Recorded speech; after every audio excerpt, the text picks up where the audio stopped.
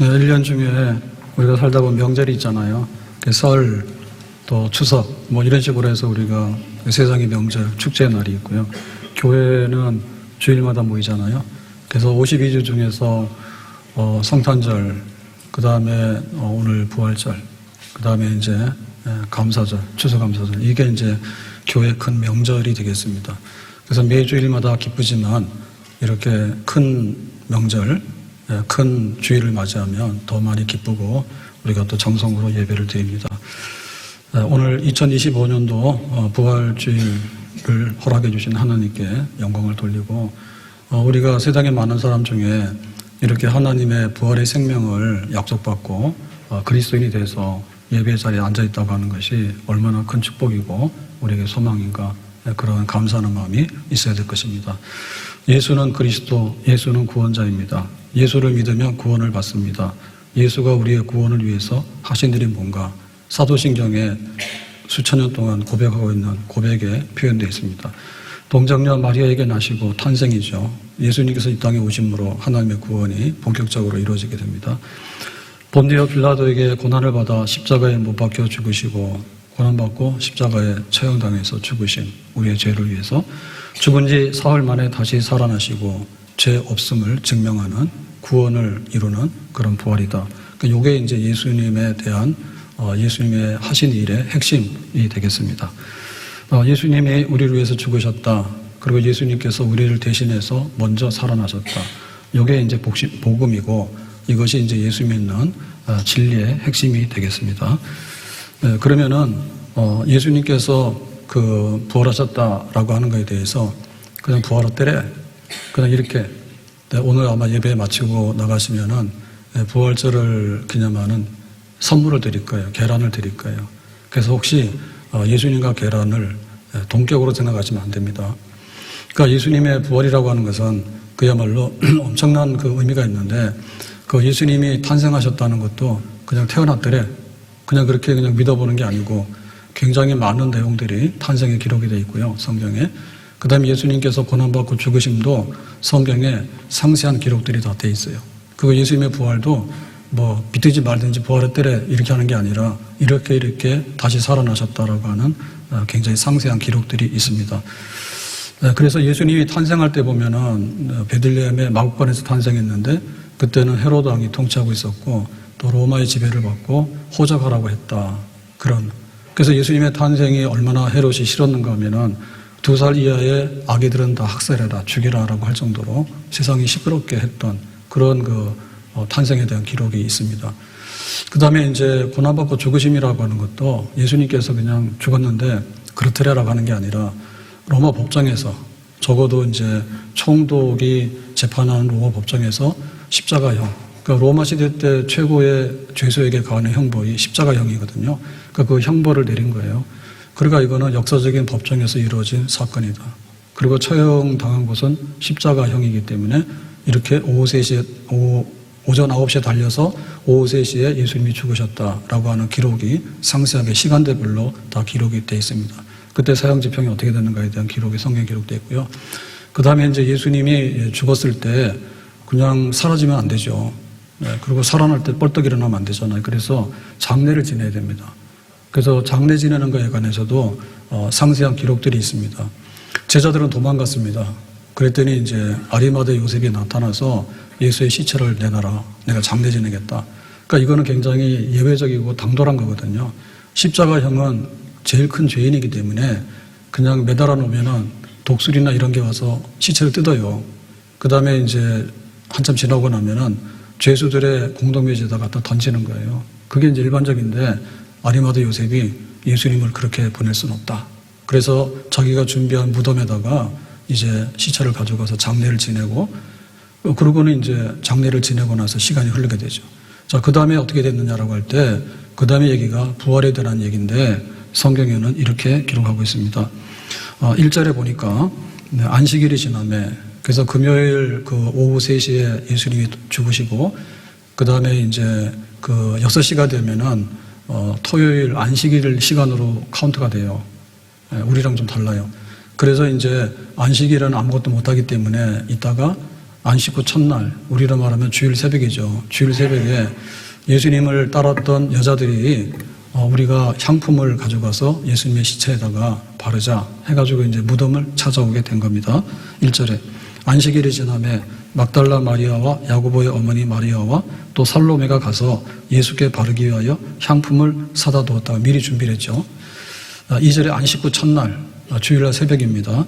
일찍이 해도 들 때 그 무덤으로 가며, 그러니까 이제 해가 뜨는 그런 아주 이른 새벽에 무덤을 찾아갔습니다. 3절에 서로 말하되 누가 우리를 위하여 무덤 문에서 돌을 굴려 주리오 하더니, 그래서 그 당시는 흙에다가 파서 매장하는 게 아니라 부자들은 굴에다가 이제 그 시체를 안장을 해가지고 그렇게 장례를 지내는 거예요. 그러니까 그 무덤의 문을 막아야 되죠. 짐승들이 못 들어가게. 그래서 막아놨는데 이거 어떻게 치우나라고 이제 걱정을 하면서 갔는데 4절에 보니까 눈을 들어본즉 벌써 돌이 굴려져 있는데 그 돌이 힘이 크더라. 그래서 이렇게 쉽게 움직일 수 없는 돌인데 그게 돌이 옮겨져 가지고 무덤이 문이 열려 있는 거예요. 그래서 깜짝 놀랐죠. 이거 이상하다 그랬죠. 또 5절에 보니까 무덤에 들어가서 흰 옷을 입은 한 청년이 우편에 앉은 것을 보고 놀라며 그랬습니다. 그러니까 여기 지금 청년으로 보이는 이 사람은 천사입니다. 천사가 무덤의 문을 열고 천사가 거기서 이제 기다리고 있는 거예요. 6절에 말하기를 청년이 이르되 천사가 말하되 놀라지 말라. 너희가 십자가에 못 박히신 나사렛 예수를 찾는구나. 그러니까는 죽어서 여기다가 이제 시체를 둔 장례를 지낸 그 예수를 찾는구나. 그가 살아나셨고 예수가 살아나셨고 여기에 계시지 아니하리라. 보라 그를 두었던 곳이니라. 그러니까 여기는 공간이기 때문에 거기 딱 있어야 되거든요. 근데 그게 이제 온데간데 없어지게 된 거예요. 예수는 이미 살아나셨기 때문에 여기 있지 않다 이랬습니다. 7절에 보니까 그의 제자들과 베드로에게 이르기를 예수께서 너희보다 먼저 갈릴리로 가시나니 전에 너에게 말씀하신 대로 너희가 거기서 배우리라 하라 하는지라. 그래서 예수님이 죽으시기 전에 내가 다시 살아날 거라고 말씀했고 너희들을 갈릴리에서 볼 거다고 예수님 말씀하셨잖아요. 그러니까 이미 예수님은 살아나셨기 때문에 갈릴리로 가셨으니까 제자들한테 가서 알려서 빨리 갈릴리 가서 예수님을 만나보도록 해라. 이렇게 이제 천사가 알려준 거죠. 예수님의 다시 사신 소식을. 자, 8절에 그러니까 여자들이 몹시 놀라 떨며 그랬습니다. 그래야 이게 지금 상상을 초월하는 일이 벌어졌잖아요. 그러니까 천사들이 말을 하는데 천사가 말하는 것이 도무지 믿어지지가 않고 너무나 놀라운 거예요. 여기 분명히 둔 예수님이 없어졌으니까. 그런데 부활했다. 근데 갈릴리로 가면 제자들 만난다. 이 소식을 빨리 전하도록 하니까 어안이 벙벙하잖아요. 혹시 이거 내가 뭐 잘못 본 거 아닌가 이런 두려움이 있었죠. 도망하여 무서워하여 아무에게도 아무 말도 하지 못하더라. 정말 이 사실이 너무 충격적인 거예요. 예수가 다시 살아났다는 것이. 자, 그래서 왜 이렇게 충격이냐면 죽은 사람이 묻힌 무덤에는 다시 어떤 일이 발생하지 않습니다. 만약에 발생한다면 죽음이 심화돼 가지고 뼈만 남아요. 뼈가 나중에는 가루가 돼서 진토로 돌아가거든요. 그것밖에는 더 이상 여기서는 기대할 게 없는 거예요. 그게 일반적인 상식이 되겠죠. 그리고 이제 무덤 주변에는 잡초가 돋아나게 되고 사람의 인적이 끊어지게 되고 그런 겁니다. 만약에 우리가 납골당에다가 장례를 지냈다라고 하면 사진 속에 있는 주인공은 웃고 있지만 죽은 자는 말이 없어. 더 이상의 어떤 행위가 아무것도 일어나지 않는 게 무덤이에요. 진시 황제가 불로초를 구했다 했죠. 근데 죽었잖아요. 그리고 죽음의 세계에 대해서도 병사들을 병마용을 만들어가지고 지하세계에다가 자기의 왕국을 건설했잖아요. 그렇지만은 아무것도 일어나는 게 없잖아요. 죽은 자에게 있어서는 일어난 게 아무것도 없어요. 아무런 변화가 일어나지 않는 거예요. 목마와 숙녀 그 시를 남긴 박인환이 남긴 또 다른 시가 있는데요. 우리가 잘 아는 세월이 가면 이런 시가 있습니다. 그는 31살에 시를 남기고 죽었습니다. 그래서 망우리 공동묘지에 묻혀 있는데 세월이 가면은 지금 그 사람의 이름은 잊었지만 그의 눈동자 입술은 내 가슴에 있네. 바람이 불고 비가 올 때도 나는 저 유리창밖 가로등 그늘의 밤을 잊지 못하지. 사랑은 가고 옛날은 남는 것 여름날의 호숫가 가을의 공원 그 벤치 위에 나뭇잎은 떨어지고 나뭇잎이 흙이 되고 나뭇잎에 덮여서 우리들 사랑이 사라진다 해도 지금 그 사람 이름은 잊었지만 그의 눈동자 입술은 내 가슴에 있네. 요런 시를 남겼어. 그러니까 이제 사람도 사라지게 되고 그 사람의 이름도 사라지게 되고 그렇지만 그때 사랑했을 때 그 마음이나 표정 정도는 나에게 흔적으로 남아있겠다. 그밖에 안 남았는데 이 시를 쓴 원작자도 죽었어. 그러니까 무덤으로 들어가면 아무런 변화가 안 일어나고 상황은 점점 더 악화되는 겁니다. 근데 예수님의 무덤은 달랐어요. 예수님의 무덤의 문이 열렸어요. 그리고 예수님께서는 거꾸로 이 땅으로 다시 살아나오셨어요. 그러니까 무덤이 예수님을 먹어가지고 품고 있기에는 너무나 예수님은 크신 분인 거예요. 그러니까 이거를 토해내버린 거예요. 그러니까 사망에 던져졌지만 예수님께서 생명으로 스스로 일어나서 나오신 거죠. 이게 바로 예수 하신 것이고 예수의 부활이 되겠습니다. 그러니까 여자들이 깜짝 놀란 거예요. 우리들도 죽으면 그만이자라고 하는데 예수님께서는 죽으면 그만이 아니라는 것을 알려주신 거예요. 사실 우리는 살기를 원하거든요. 근데 우리가 살 수 없는 거예요. 우리가 죽음에 항복을 하게 되고 죽음에 굴복을 했어. 그러니까 죽음이 우리를 썩게 하고 우리가 흙으로 돌아가는 그전 과정 속에 있는 거예요. 근데 예수님께서 이걸 용납하지 않는 거예요. 우리들도 그렇게 살아나기를 원하지만 우리 힘으로는 살아날 수 없었는데 예수님의 부활은 우리 모두를 살리기 위해서 먼저 부활하신, 나는 부활이요 생명이니 나를 믿는 자는 죽어도 살겠고, 예수님께서는 죽어서 끝나는 게 아니라 죽음으로 인해서 다시 부활하심으로 인해서 우리의 생명과 구원을 완성하신 우리의 진정한 구원자가 되는 줄로 믿습니다. 지금까지 무덤의 문을 열고 들어갔는데 나온 사람 아무도 없어요. 예수님밖에 없어요. 그러니까 우리의 모든 희망이 어디 있는가 하면 결국에 우리의 희망은 무덤으로 쓸려 들어가는 겁니다. 마지막에는 흙으로 돌아가라 했기 때문에.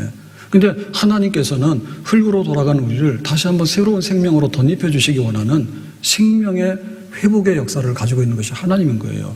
이것이 바로 복음이 되겠습니다. 그러면 예수님의 그 부활 다시 사심에 대해서 증거들이 있는데, 첫 번째는 무덤이 비었다. 그리고 천사들이 말했잖아요.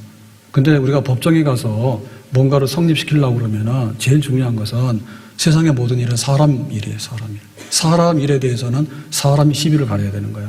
재판하는 사람도 사람이고 그 다음에 증인도 사람인 거예요. 그래서 증인 중에서는 두세 사람이 확실하게 증인이 돼야 되는 거예요. 이번에 대통령 탄핵 심판을 헌법재판소에서 재판하는 걸 봤잖아요. 그랬더니 뭐 끌어내라 했냐 안 했냐 이것 가지고 다투는 거 봤잖아요. 그게 굉장히 중요한 거예요. 국회의원 끌어내라 했냐 아니면 그게 아니냐 여기에 따라서 전혀 판결이 달라질 수 있거든요. 그러니까 이제 사람의 증언이 있어야 되는 거지. 그래서 천사들의 증언 플러스 사람들의 증언이 있는데, 사실은 증언이 두세 사람이면 충분한데 성경에는 너무나 많은 증인들을 동원하고 있습니다. 7 귀신 들린 막달라 마리아에게 먼저 나타나셨고, 그 다음에 이제 12제자 중에서 가룟 유다는 배신하고 지가 목매다 죽었죠. 나머지 11명의 제자가 있는데 굉장히 두려워서 문 잠궈놓고 숨어 있었거든요. 예수가 처형당했는데 너도 예수 제자냐? 그러면 자기들도 처형당할 수 있잖아요. 그러니까 두려워 떨고 있을 때 부활하신 예수님께서 나타나셨어. 야, 니들 뭐하고 있냐? 밥 먹고 있냐? 그랬어요. 그래서 제자들이 나타났거든요. 근데 몇 번 나타났는데 그 중에 이제 도마가 그 자리에 없었던 때가 있었어요. 그러니까 도마가 그러잖아요. 나는 못 믿어. 그랬잖아요. 그랬더니 예수님께서 도마가 있을 때 나타나셔가지고, 도마야, 내 손을 봐라. 여기 못 박힌 거 있잖아. 그리고 내 옆구리를 봐라. 여기 창에 찔린 이 창 자국이 있잖아. 나야. 그럴 때 도마가 부인할 수 없잖아요. 그래서 의심 많은 도마, 의심 많은 도마, 의심 많은 도마도 부활하신 예수님 만나고 그것을 인정을 했습니다. 자, 그 다음에 문제되는 사람은 베드로예요. 베드로. 네, 베드로가 나는 절대로 주님을 배신하지 않겠습니다라고 했는데, 자기도 계집아이 앞에서 3번이나 예수님 모른다고 배신했잖아요. 그러고는 이제 자기도 도망갔죠. 네, 갈릴리 가서 고기를 잡고 있습니다. 다시 원상 복귀해가지고. 그때 예수님께서 갈릴리로 찾아갔어요. 네, 고기 잡았냐? 못 잡았는데요. 배 오른편으로 그물 던지랬더니 그물이 찢어질 만큼 잡혔어. 그래가지고 딱 보니까 어디서 많이 본 얼굴이야. 그 얼굴이 누구예요? 예수님인 거예요. 그래서 밤새도록 고기 잡느라고 허기지고 수고했다. 그러니까 아침 식사하자 해가지고 이제 숯불에다가 생선을 구워서 식사했다라고 하는 것이 성경의 기록이에요. 그러니까 그 베드로도 네가 나 사랑하냐라고 다시 물으니까 부끄러워 대답을 못하는 거죠. 마지막에는 3번째, 내가 주님을 사랑하는 줄 주님께서 아십니다. 내 진심이 주님을 사랑합니다. 그러니까 그 부활하신 예수님을 베드로는 확실히 만났죠. 내가 바로 부활한 예수라고 하는 것을 3번이나 부인했지만 3번이나 예수님을 만나서 확인했잖아요. 그 다음에 이제 제일 그 예수님의 부활에 관해서 펄펄 뛰고 이 적대했던 사람이 뭐냐면 바울입니다. 바울. 바울은 예수는 정말 이단의 괴수고 유대교를 엎어놓는 정말 이거 안 된 사람이야. 그래서 십자가형을 당했을 때 박수 쳤잖아요. 죽어 마땅하다고. 그런데 그 예수를 믿고 따라다니던 제자들이 자꾸만 예수가 살아났다고 떠들고 다니니까 미워가지고 그 예루살렘에 있는 그 믿는 자들을 잡아다가 체포해서 감옥에 가두는 게 자기 업입니다, 이제. 그것도 그냥 분이 안 풀리는 거예요. 그래가지고는 다맥색에 멀리 외국까지 원정을 가는데, 그거는 이제 그 종교상의 문제는 유대인들에 관한 거는 국경이 없어요. 다메섹까지 가서 잡아오더라도 그게 합법적인 거예요, 로마 법으로. 거기까지 갔다가 그 다메섹 도상에서 부활하신 예수님 만나잖아요. 햇볕이 막 내려쬐는데 낙마했죠. 그래서 누구냐 그랬더니 네가 박해하는 예수라. 예수가 누구냐 했더니 네가 박해하는 예수야. 나는 다시 사신 예수야 라고 하니까 바울이 거기서 완전히 항복을 하죠. 부활하신 예수님께서 바울을 그냥 압도한 거예요. 그래서 완전히 그냥 굴복을 시켜버린 거예요. 부활하신 예수라고. 그 바울에게도 나타났다고. 그리고 나타나기를 고린도전서 15장 6절을 보니까 그 후에 500여 형제에게 일시에 보이셨나니, 그러니까 이번에는 한둘이 아니라 500명이 모인 자리에서 부활하신 예수님 나타나는 거야. 그러니까 이거는 완전 때로 그냥 증인들이 수백 명이 있는 거죠. 그러니까 예수님의 탄생이 기록된 대로 사실이고, 예수님의 처형당한 것이 빌라도 법정에서 십자가형으로 처형된 사실이고, 그 다음에 예수가 부활한 것도 사실이고, 그 다음에 예수가 장례 지내는 것도 사실이고, 예수가 부활한 것도 사실이다. 그러니까 이렇게 그 예수님의 부활은 성경이 기록하고 있단 말이에요. 그러면은 예수님의 부활을 내가 믿는가라고 하는 것은 별개 문제죠. 베드로는 예수님 직접 만났으니까 믿는 거고, 바울도 예수님을 만났으니까 믿는 건데, 그럼 우리 예수님 만났느냐? 우리는 어떻게 부활을 믿느냐? 이런 거거든요. 그래서 부활을 믿는다라고 하는 얘기는 그 객관적인 증거를 통해서 믿는 거하고 주관적인 증거를 통해서 믿는 게 있는 거예요. 그 객관적인 증거라고 하는 성경인 거예요. 예수님의 부활을 기록하는 것은 성경인 거예요, 성경. 다른 데 찾아봐야 별 볼 일 없어요. 영양가가 없어요. 성경으로 돌아가는 거예요. 그 성경을 읽으면 그게 써 있다니까요. 써 있어요. 그러니까 우리는 문서의 기록으로 인해 가지고 그거를 학습하는 거예요. 우리나라가 독립됐다, 8.15 해방됐다, 아니면 6.25 전쟁이 있었다. 그거 어떻게 알아? 우리가 문서를 통해서 아는 거예요. 우리가 그 무덤 찾아가 봐야 지금 그 무덤은 관광지가 돼가지고 옛날 그 무덤이 아니에요. 골고다에서 처형당해가지고 예수가 부활했고 탄생했고 라고 하는데 가봐야 그게 그거 아니에요. 간다 하더라도 거기서 예수님 우리를 안 만나죠. 그러니까 우리에게 있어서는 성경이에요, 성경. 기록이죠, 기록. 예, 이 기록을 내가 보고서 확인하는 거예요. 태초에 하나님이 천지를 창조하시니라. 하나님께서 이 세상을 지으셨다? 우리가 그걸 어떻게 믿어요? 성경을 펴서 하나님이 창조했다고 하는 것을 우리가 읽게 되면 믿음이 생기는 거예요. 그러니까 기록에 의해서 우리 믿음이 생기는 거예요. 기록에 의해서. 그러니까 너는 어떻게 부활을 믿니? 어떻게 죽은 사람이 살아나도 그걸 믿어? 라고 하는데 너는 어떻게 해서 그걸 안 믿니? 믿고 안 믿고는 논쟁의 문제가 아닌 거예요. 기록의 문제예요. 기록의 문제. 그러면 이 성경이 없다고 그러면 우리는 아무것도 믿을 게 없죠. 근데 성경이 기록되어 있다 한다면은 야, 뭐 이렇게 해서 너 죄 지면 안 되잖아. 성경이 기록되어 있으면 그렇게 살면 안 되는 거예요. 근데 성경에 예수님께서 이렇게 인간의 몸으로 오셨다. 근데 죽으셨다. 부활하셨다. 이거는 성경의 다른 구절은 다 빼도 이거는 뺄 수 없는 거예요. 핵심 뼈라니까요. 성경의 핵심 진리란 말이에요. 이거를 우리가 거절한다고 하는 것은 성경 전체를 거절하는 거고 하나님께서 이 땅에 남긴 문서를 거절하는데 이거는 우리의 문제지 성경의 기록이 부실한 게 아니라니까. 기록이 부실한 게 아니라고. 그래서 많은 사람들이 뭐 예수님이 어떻고 저떻고 못 믿겠다라는데 성경을 안 읽으면 못 믿는 거예요. 그럼 하나님께서 얼마나 더 많은 걸 주셔야 됩니까? 성경밖에는 더 줄 게 없죠. 읽고 거기에 기록된 것을 묵상하게 될 때 우리가 이것이 사실로 내 마음속에 믿어지는 줄로 믿습니다. 그러면 이제 성경 읽는 사람 중에도 10명 중에서 8명은 배타내거든요. 아, 이건 못 믿어 그런단 말이에요. 나 아무리 읽어도. 근데 두 사람, 한 사람은 믿는단 말이에요. 그것은 어디 있는가 하면 그건 우리의 영특함이라든지 혹은 우리의 의지적인 결단에 따라서 되는 게 아니고 성령께서 어떻게 우리 속에 주관적인 그런 그 확신을 심어주는가에 따라 달려 있는 것입니다. 거기에 따라 달려 있는 겁니다. 우리가 죄를 짓게 되면요, 뭔가 찔리거든요. 그거는 우리가 주관적인 거예요. 이 죄를 짓게 되면 너 형사법에 따라서 이거는 감옥과 1년이야, 2년 무기징역 이런 게 있단 말이에요. 근데 그거는 법전의 문제고 내가 그런 범죄를 저질렀을 때 깨닫게 되는 건 뭐냐면 아, 내 마음속에 찔리는 거지. 내 양심이 찔리는 거잖아요. 그러면은 내가 죄인이다라고 하는 것을 받아들인다. 그거는 뭐냐면 성령께서 우리에게 감화 감동을 주는 거야. 나는 참 의의가 없는 사람이구나. 그런 거를 깨닫게 해주는 거죠. 그 다음에 성경 말씀 읽을 때 이게 진실로 믿어지는 것은 뭐냐면 성령께서 우리 속에서 역사하시는 거예요. 그리고 그게 믿어지는 거예요. 그러니까 부활도 그렇게 해서 믿어지는 거예요. 성령께서 우리에게 그런 믿음을 주시면 정말 내 마음속에 그것이 확실하다고 이렇게 자리를 잡기 시작하는 거죠. 성령의 그런 역사가 되겠습니다. 엠마오로 가는 두 제자가 예수님 따라다니다가 우리 헛수고했어. 예수님 죽는 거 봤잖아. 그냥 고향으로 돌아갑니다. 근데 이제 길에 누가 와가지고 니들은 어떻게 된 거야 했더니 우리가 예수 따라다니는 열렬한 그 추종자였는데 다 망해버렸어. 간다 그랬더니 그게 아니고 그래서 이제 구약에 있는 말씀 가지고 예수님께서 이렇게 오신다. 그리스도가 고난받으신다. 그리스도는 부활하신다. 이런 걸 막 설명을 하는 거예요. 그래서 가만히 봤더니 그게 믿어지기 시작하고 마음이 뜨거워지기 시작하는 거예요. 그게 봤더니 그게 바로 부활하신 예수님인 거예요. 그러니까 예수님께서 우리 속에 와서 성령으로 뜨겁게 역사하시게 되면 하나님이 세상을 지으신 것도 믿어지게 되고 그 다음에 예수님의 죽으심도 나 죄를 위한 죽으심이라는 게 믿어지게 되고 예수님이 다시 살아나셨다는 것도 믿어지게 되는 그런 역사가 있는 것이죠. 베드로가 오순절날 성령을 받은 다음에 나가서 너희들이 십자가에 못 박아 죽인 예수는 부활했다. 부활한 예수는 그리스도가 맞다라고 이제 증언을 하기 시작합니다. 이거 그 성령 받기 전에는 못했어요.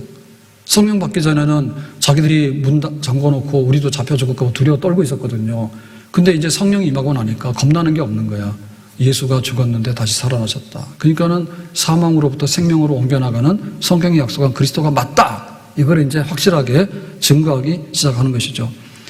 우리가 참된 그리스도인이 되어야 될 줄로 믿습니다. 그럼 내가 진짜 교인이냐 아니냐라고 하는 것은 굉장히 구분하기 쉽습니다. 예수님 날 위해 죽으셨네. 예수님 날 위해 죽으셨네. 왜 날 사랑하나. 이게 받아들여지면 예수 믿는 사람이 그리스도인이에요. 예수님이 무덤에 있지 아니하고 무덤의 문을 열고 다시 살아나셨다. 그렇게 되면 그게 믿어지게 되면 그게 그리스도인인 거예요. 그래서 그리스도인 되는 거 굉장히 쉬워요. 엄청나게 많은 어떤 종교적인 습관이라든지 혹은 성령에 대한 상식이라든지 이런 거를 주렁주렁 달고 오는 게 아니라 예수님 날 위해 죽으셨나? 예수님 날 위해서 다시 살아나셨나? 이거 굉장히 단순한 거지만 이거를 믿으면 진짜 그리스도인이 되는 거고. 근데 이걸 안 믿게 되면 그리스도인이 되는 거는 죽었다 깨어나도 그리스도인 아니에요. 오늘 부활절이거든요. 예수님 살아나셨는데 자기는 저 세상 가운데 있는 거예요. 그거는 그리스도는 아니에요. 우리가 주일이잖아요. 주일은 왜 주일입니까?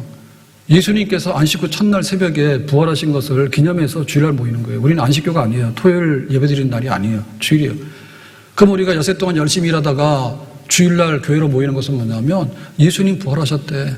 우리의 구원이 완전하게 이루어졌대. 우리에게 영생이 보장이 됐대.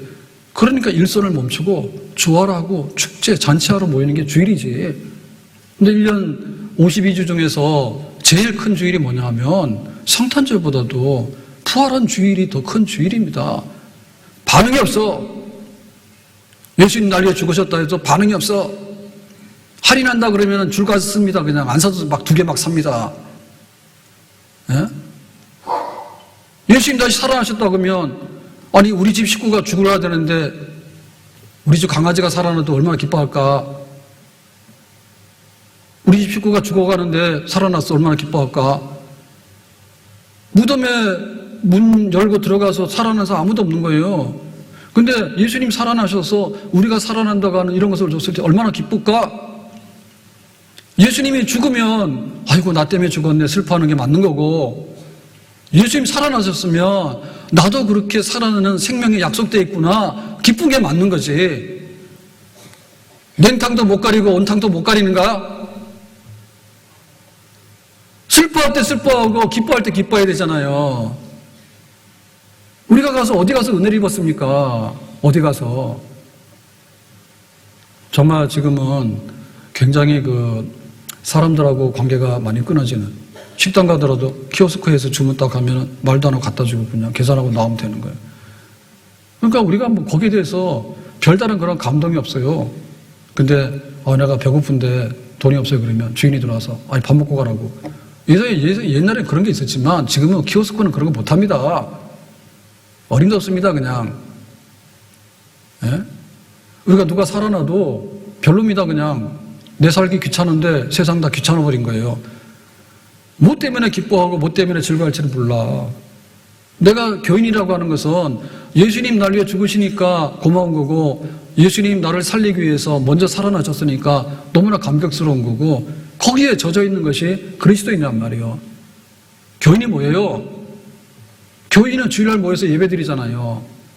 교인이라고 하는 것은요, 굉장히 단순합니다. 예수님 날 위해 죽으셨네, 예수님 우리 살리기 위해서 먼저 살아나셨네, 그거 믿으면 교인인 거예요. 그거 안 믿으면 껍데기들이야. 여기 온갖 잡동사니들이 다 쌓여가지고 이건 뭐 아무것도 아니에요. 쓰레기통이에요, 쓰레기통. 교회는 그런 데가 아닌 거예요. 정말 예수님의 생명이 내 안에 있다고 고백하는, 정말 하나님 앞에 영생을 얻었다고 믿는 자들이 모여서 교회 회원이 되고 교회 예배를 드리면서 교회를 섬겨 나가는 것이죠. 예수 다시 사신 구세주 나 항상 섬기네. 온 세상 조롱해도 주 정령 사셨네. 그 은혜로운 손길 부드러운 음성 주 예수 나와 함께 늘 계시. 예수 늘 살아 계셔서 주 동행하여 주시며 늘 말씀하시네. 예수 내 구세주 예수 내 맘에 살아계시네. 늘 살아계시네. 예수 늘 살아계셔서 주 동행하여 주시며 내 말씀하시네. 예수 내 구세주 예수 내 맘에 살아계시네. 늘 살아계시네. 성경 좀 읽어보셨어? 쓸데없는 유튜브나 막 그렇게 보고 다니고 쓰레기통 같은 정보만 집어넣어가지고 거기서 뭐가 나오겠네. 성경 읽으셨냐 말이요. 성경에 예수가 다시 죽고 살아나셨다 하잖아. 그거 믿는 건 너무나 당연한 겁니다. 그거 안 믿는 건 정말 이상한 겁니다.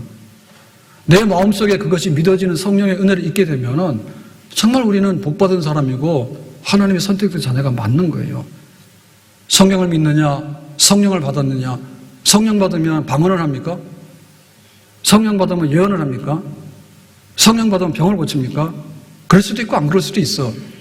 성령을 받으면 예수님 날 위해 죽으셨고 예수님 우리를 살리기 위해서 한 번도 무덤에 들어간 사람은 나온 사람이 없는데 최초로 예수님께서 나오심으로 인해서 하나님께서는 우리에게 영생을 주시기를 원한다고. 그러니까 예수 믿고 너희들도 다 무덤의 문을 열고 나오라고. 우리가 이 땅에 살아가지만 전부 다 뭐냐면 사망의 지배를 받고 있는 거예요. 사망의 지배를 받고 있는 거예요. 근본적으로 우리에게 구원은 뭐냐면 사망으로부터 벗어나게 하는 것이 구원이에요. 그러니까 이 구원을 얻게 된 나는 그리스도인이요, 나는 교인이요, 나는 예수 믿는 사람이요, 나에게는 영생이 있는 거예요. 몸이 다시 사는 것과 영원히 사는 것을 믿습니다라고 하는 것은 우리의 꿈과 희망입니다. 그런데 이것이 어떻게 이루어지느냐? 죽고 싶지 않은데 죽고 살고 싶은데 살지 못하고 어떻게 구원을 이루느냐? 예수님께서 죽으시고 예수님께서 사셨기 때문에 믿는 자들에게는 예수의 생명으로 살아나게 되는 영생이 우리 앞에 보장이 된 줄로 믿습니다. 그럼 이제 예수님의 이 부활은 우리에게 얼마나 복음이고 기쁨의 소식이고 얼마나 중요한 여기에 메시지를 가지고 있는가를 보면요. 첫 번째는 뭐냐면 예수님이 살아났다는 얘기는 뭘 이기고 살아난 겁니까? 사망을 이기고 살아난 거예요. 그러면 이 사망이라는 것은 왜 됐죠? 네, 죄값이 사망이 된 거예요. 그러니까는 죄를 청산하고 사망을 청산하는 날, 진짜 이기신 날, 그 예수님 부활인 거예요. 우리는 죄라고 하는 것이 뭐냐면 죄는 빚이거든요. 빚진 거란 말이에요. 근데 이거를 부분적으로만 이렇게 하게 되면은 끝내 우리는 거기서 해방이 못 돼요. 해방이 못 돼. 그러니까는 이 빚더미에서 우리가 벗어날 수 있는 것은 뭐냐면 완전하게 지불하는 건데 죄의 삭은 사망이라니까요. 그러니까 예수님께서 그냥 확 죽어버린 거예요. 그거는 우리의 죄가 없이 했다라고 하는 영수증을 받아내야 될 거 아니에요. 그게 예수님 부활인 거예요. 예수님께서 우리를 대신해서 죽었어. 고마워요, 예수님. 그런데 지금도 계속해서 죽어 계시면은 뻥이요. 왜냐하면 그 죄값을 지불하지 못했기 때문에 잡혀 있는 거거든요, 무덤 속에. 그러니까 예수님은 죄가 없는 분이지만 우리의 모든 죄를 뒤집어 쓰고 전부 다 들어가서 무덤에서 썩었다니까.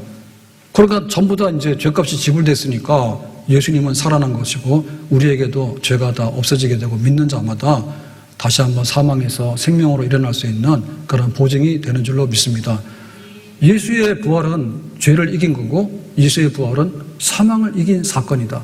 이것이 복음이지 뭐가 복음이에요? 기쁨의 소식이죠. 두 번째는 뭐냐면 예수님께서 부활하셨다는 얘기는 뭐냐면 부활의 첫 열매인데 예수님 부활하고 우리하고 상관이 없으면 예수님이 부활한 거예요. 우리는 아무것도 없는 거예요. 그게 아니고 예수님의 부활하고 우리하고는 굉장히 밀접한 연관이 있거든요. 그게 뭔가 하면 예수님은 첫 열매라 했어요. 부활의 첫 열매. 우리가 농사를 하게 되면 우리는 벼농사를 주식으로 하잖아요. 그러면 첫 벼농사를 해가지고 이제 그 타작해서 수출하게 되면 뉴스에 나옵니다. 우리나라는 지금 농업국가도 아니고 농업이 주산업도 아니에요. 근데 이거는 한 줄은 꼭 뉴스에 나와요. 올해 첫 농사가 됐어요. 그건 나오는 거예요. 왜냐하면 두 번째 날은 거 안 나와요.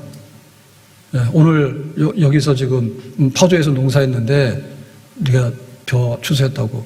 근데 그 다음 날은 뭐 김포에서 했다고. 그건 뉴스에 안 나오는 거예요. 하나만 똑같은 거예요. 그래서 이게 부활의 첫 열매라고 하는 것은 뭐냐면 우리가 이제 아이가 나오잖아요. 그러면 첫 번째 나오는 아이 굉장히 귀하게 여깁니다. 왜냐하면 불임은 아니라는 거지. 대를 이었다는 거지.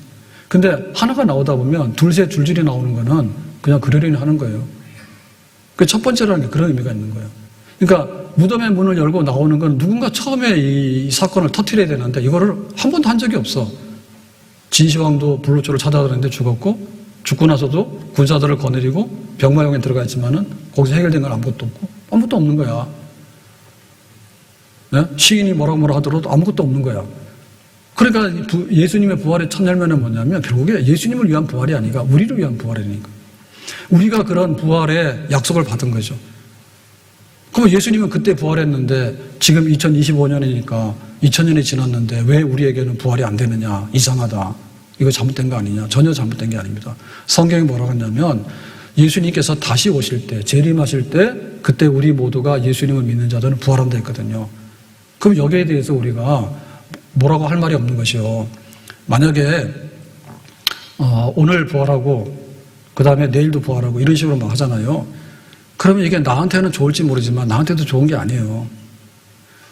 부활한 생명이라고 하는 것은요. 밥 안 먹고 직장 안 다녀도 차원이 다른 생명을 가진 거거든요. 근데 밥 먹는 사람이나 살면 어떻게 할 거예요? 우리가 집안 식구 중에서 함께 공동의 운명을 지니고 있는 게 많은데 안 좋은 것도 같이 짊어지잖아요. 그러면 일형 당뇨다 그러면 어떻게 돼요? 집안 식구들이 거의 다 당뇨 환자예요. 야, 너는 그렇게 하고 우리는 여기서 날마다 그냥 달달한 거 먹는다. 이렇게 못하는 거 아니에요. 그죠? 그러니까는 다수의 사람들이 그냥 생육의 법칙을 따라서 시집가고 장가 애 놓고 키우고 살아야 되는데 오늘 이 씨가 부활한 거예요. 그러면은 우리 식구들이랑 그러고 우리가 직장 갈 필요도 없는 거야, 이 사람은. 그게 뒤섞이면 안 된다니까요. 그러니까 한 번에 어떤 하나님의 영원한 생명의 세계가 와야 되는 것이지 찔끔찔끔 그렇게는 못 온다니까요. 그래서 이제 부활의 날은 예수님 다시 오시는 날, 그때는 뭐냐면 하늘과 땅을 하나님 만드셨는데 새 하늘과 새 땅으로 갱신시키는 날이에요.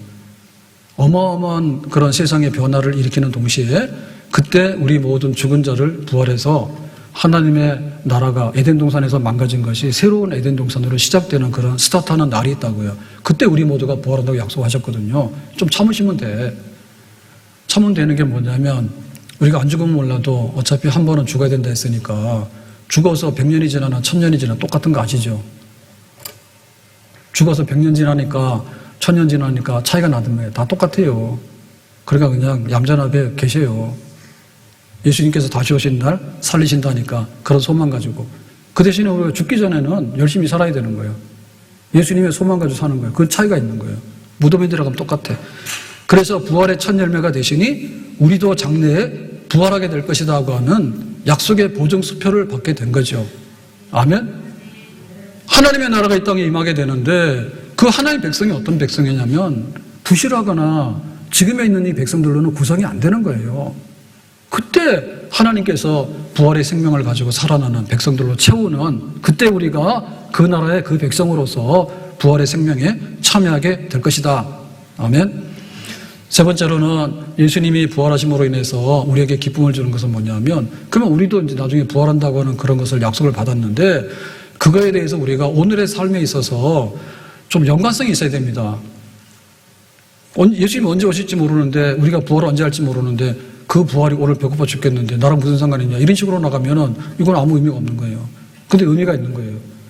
예수님의 부활은 죄를 이기고 사망을 이긴 사건인데 이것은 첫 부활이기 때문에 우리 모두에게 약속에 있는 사건인데 근데 그 약속에 있는 사건은 미래에 이루어지는 것인데 오늘 나하고는 무슨 상관이 있느냐. 부활 믿는 너나 나나 볼 때 안 믿는 사람들이 더 씩씩하게 살아가. 안 믿는 사람들 뭐 하면 야 오늘 술 한잔 할래 그럼 씩씩하게 살아가더라고. 믿는 사람들은 뭐냐면 우울증 걸렸어. 우리는 이렇게 못 살까. 이거 안 되죠. 그래서 예수님의 부활의 몸을 한번 생각을 해보세요.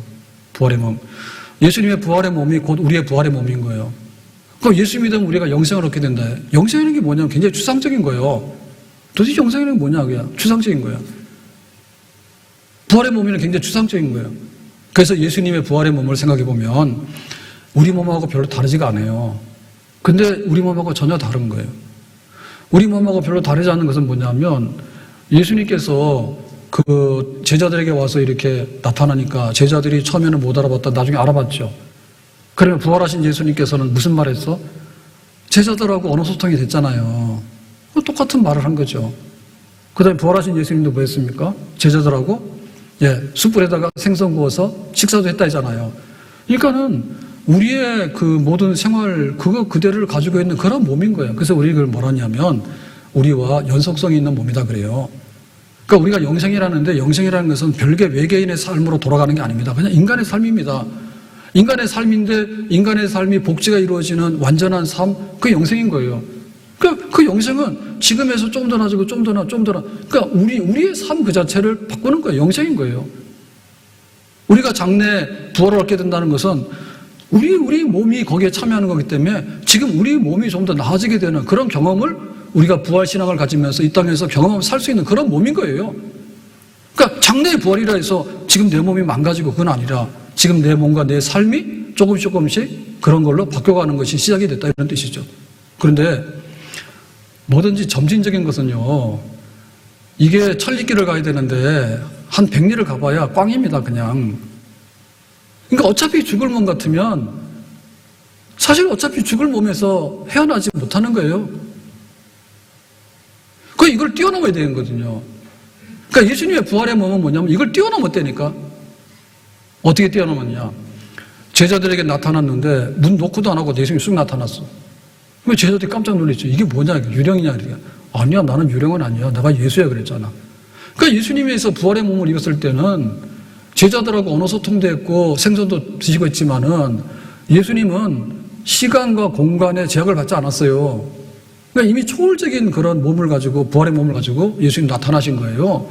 그러니까 우리가 장래에 얻게 되는 영생이라든지 우리가 예수 믿어서 얻게 되는 부활이 뭐냐라고 할 때 정말 우리가 가지고 있는 것과 점진적으로 조금씩 변해가지고 되는 뭔가가 아니라 내가 공부 열심히 해서 학교 가서 돈 열심히 벌어가지고 잘 살아서 잘 사는데 좀 더 잘 살아서 잘 살다 보니까는 배 터지게 잘 살아서 잘 살다 보니까 세계여행하고 잘 살아서 그 다음에 뭐 할 건데 도돌이 표죠. 세계여행 하는 사람이랑 우리 동네 왔다 갔다 사는 사람이 뭐가 달라? 똑같아. 내가 엄청나게 잘 먹는 사람이랑 겨우 끼니만 먹고 사는 사람이랑 인생의 마지막에 뭐가 달라? 똑같아. 부활의 몸은 그거를 넘어가는 몸이라니까. 그래서 우리는 지금 썩을 몸을 가지고 있는데 썩지 않는 몸이라니까. 그런 영생이라는 거예요. 우리가 얻게 되는 것이, 장래 얻게 되는 것이. 그리고 지금 우리는 그것을 경험할 수 있는 거예요. 일부분을. 썩는 건 뭐냐? 일단 세수 안 하면은 좀 몰골이 좀 안 좋아 보여. 그 다음에 양치 안 하면은 냄새도 나. 샤워 안 하면은 냄새 다 나. 가서 머리 단장 안 하면은 귀신 같아. 썩어가는 것 속에서 우리가 허덕인다니까. 그거를 방지하기 위해서 노력을 하지만은 부패성을 끝내는 막을 수가 없어요. 나중에는 뭔가 망가지는 거예요. 약한 것이 터져나오는 거예요, 약한 것이. 그래서 병원 가는 거예요. 나중에는 뼈가 단단하지만 뼈가 가만히 있습니까? 다 뼈도 녹아내리거든요. 눈도 안 보이고. 그게 썩어지는 몸이고 우리의 약한 몸인 거예요. 약한 것은 점점 더 약한 것을 향해서 가고 있는 거예요. 그 다음에 우리는 욕된 몸을 가지고 있다니까요. 아무리 명예가 있는 것 같지만 그 사람의 사생활을 딱 까면은 안 좋아. 겉으로는 굉장히 예의범절이 있잖아요. 속으로 보면은 미워하는 거야. 다만 안녕하세요 하는 거지, 영업상. 영업상 안녕하세요 하는 거지, 저 인간 밉지. 그러니까 우리 속에는 그런 욕된 것들이 가득 차 있다니까요, 죄성이. 이 죄성은 씻는다고 되는 것도 아니고 교육받는다고 되는 것도 아닌 거예요. 그냥 죄성을 가지고 있는 거야. 욕스러운 거 가진 거야. 탐욕과 욕심과 불만과 걱정과 근심과 이걸 막 쓰레기통에 다 가지고 있는 거야. 우리는 육체의 어떤 것을 벗어날 수가 없어요. 그래서 의식주 안에 지배를 받고 시간과 공간에 지배를 받는 그런 제한된 생명을 지금 살고 있는 거야. 근데 부활의 몸을 입게 되면 신령하기 때문에 시공간과 이 모든 것에 제약을 받지 않는 그런 새롭게 초월적으로 태어나는 생명, 그런 생명을 얻게 되는 거죠. 이 생명을 예수님께서 먼저 가지셨다니까. 너희들도 그 생명에 동참하게 될 것이라고 말한다니까. 하늘과 땅을 우리가 아무리 바꾸려 하더라도 이 세상의 복지를 아무리 바꾸려 하더라도 전쟁밖에 안 나. 잘 살잖아요. 니네 나라의 불행은 우리나라의 행복이야. 그러니까 통상 무역하잖아요. 통상 전쟁하잖아요. 트럼프가 까잖아요. 야, 우리 손해보니까 니네 다 갖다 내놔라 그거 아니에요. 그러니까 이 세상은 하늘과 땅 아래 있는 것은 근본적으로 변화가 안 된다니까. 새하늘과 땅으로. 여기에 있는 사람들도 마찬가지인 거예요. 우리가 뭐라 하지만은 원숭이는 원숭이고 인간은 인간인 거야. 죽어가는 몸은 죽어가는 몸인 거예요. 그러니까 초월적인 뭔가가 나와야지 우리에게 진정한 복지가 이루어진다니까. 그 예수님께서 그것을 부활을 통해서 보여주신 것이에요. 장래 그렇게 참여할 거예요. 그런데 오늘도 우리는 그 안에서 썩어짐을 조금 더 면하게 되고 욕된 것을 조금 더 면하게 되고 약한 것을 조금 더 면하게 되고 육체의 어떤 본질적인 것을 조금 더 면하면서 신령적으로 살아가게 되고라고 하는 이 부활의 생명이 조금씩 꽃피는 거죠. 열매는 없지만 봄 되면 꽃이 피잖아. 봄 되면 기온이 다르잖아요. 봄바람이 불잖아. 그러니까 예수의 부활을 믿는다고 하는 것은 이미 우리 속에 새로운 생명의 세계가 임해가지고 새로운 생명이 움직이기 시작해서 그걸 가지고 살아가는 것이 바로 그리스도인이라니까요. 예수 안에 있는 우리들이라니까요. 아멘. 오늘 부활절은 예수님께서 우리에게 정말 기쁨의 소식의 완결판을 보여주신 날입니다. 세상의 작은 일 가지고 감동받지 마세요. 프로야구 하니까 요즘에 굉장히 안 좋던 하나하고 롯데 이런 데서 좀 잘해요. 그래서 좋아라 하는데 좀 있으면 꼬꾸라질지 모릅니다. 작년에 기아 1등에서 좋아했거든요. 지금 바닥에서 헤매고 있거든요. 뭘 좋아합니까 그렇게. 이 세상에 진짜 기쁨의 소식이 뭘까요? 윤 대통령 됐다 해서 박수 쳤단 말이에요. 탄핵당했어. 뭘 좋아해? 중앙고의 그냥 인물이라 그러는데 무슨 놈의 중앙고의 인물입니까? 중앙고등학교 인물인지 모르지만 탄핵당한 대통령으로서 역사에 기록돼 버렸어. 뭐가 좋아? 뭐가 기쁘냐고. 하나님께서 주시는 기쁨이 진짜 기쁩니다. 얼마나 큰지 모릅니다.